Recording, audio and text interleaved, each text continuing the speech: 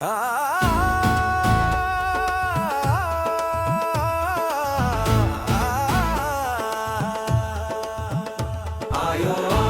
હજુ કેટલી વાર? હજી કેટલી વાર સર? ઓ ભગત, કેટલી વાર છે હજુ? આને ચાલુ કરો ભગત. સર સર સર કેટલી વાર હજી?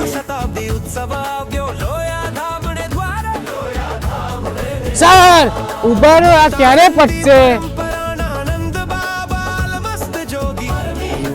આ બાજુ બરાબર હોય.